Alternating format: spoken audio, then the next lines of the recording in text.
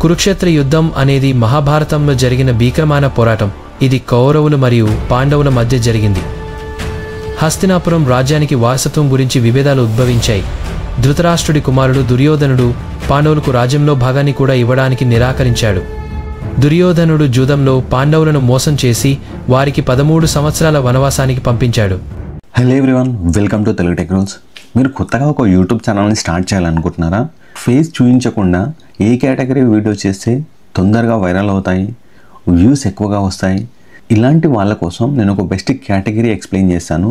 ఈ కేటగిరీలో కనుక మీరు రెగ్యులర్గా వీడియోస్ చేస్తే ఛానల్ అనేది చాలా ఫాస్ట్గా, చాలా తొందరగా గ్రో అయ్యే ఛాన్స్ అయితే ఉంటుంది.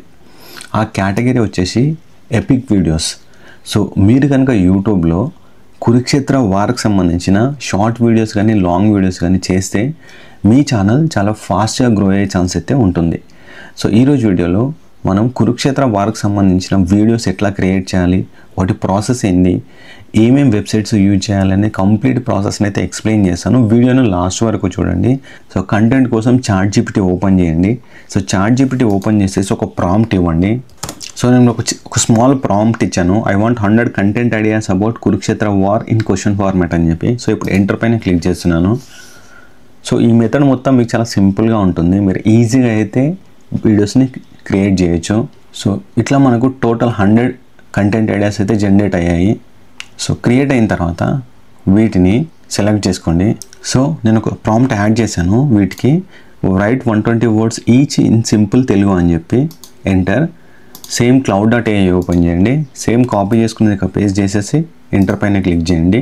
మీకు కంటెంట్లో వచ్చేసి cloud.aiలో పర్ఫెక్ట్గా క్రియేట్ అవుతుంది. ChatGPTలో కూడా అవుతుంది, కానీ కొంచెం బెటర్గా అయితే cloud.aiలో జనరేట్ అవుతుంది. సో ఇట్లా కంటెంట్ ప్రిపేర్ అయింది. సో కంటెంట్ ప్రిపేర్ అయిన తర్వాత మీరు ఏదైనా ఒక కంటెంట్ తీసుకోండి.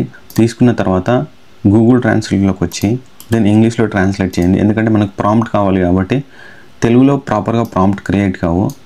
సో కాపీ చేశాను. కాపీ చేసేసి సేమ్ ChatGPTలో కానీ లేదంటే డీప్సీక్లో కానీ రండి. డీప్సీక్లో ట్రై చేద్దాం.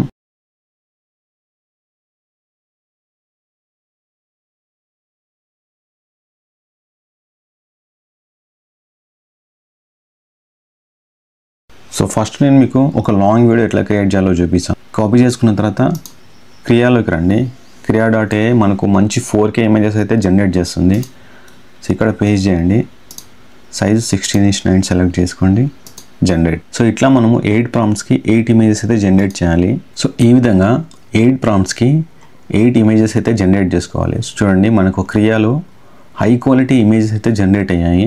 స్టెప్ 3లో వచ్చేసి image to video. So image to వీడియోకి మీరు తొందరగా ఫాస్ట్గా అవ్వాలి, సో ఎక్కువ ఇమేజెస్కి వీడియోస్ జనరేట్ చేయాలంటే Digin.ai బెస్ట్ వెబ్సైట్. మీకు లాగిన్ అయితే 300 to 500 క్రియేట్స్ అయితే వస్తాయి. లాగిన్ అయిన తర్వాత క్రియేట్ అనే ఆప్షన్ ఉంటుంది. క్రియేట్ అనే ఆప్షన్ పైన క్లిక్ చేసేసి ఇక్కడ అప్లోడ్ పైన క్లిక్ చేయండి. అప్లోడ్ పైన క్లిక్ చేసేసి ఫస్ట్ నుంచి ఏవైతే ఇమేజెస్ మీరు కాపీ చేసుకున్నారో ఆ ఇమేజెస్ని ఒక్కొక్క ఇమేజ్ తీసుకోండి.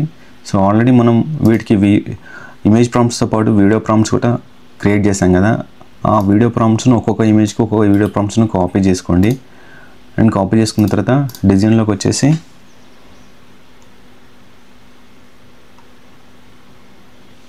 ఇక్కడ పేస్ట్ చేయండి, జనరేట్.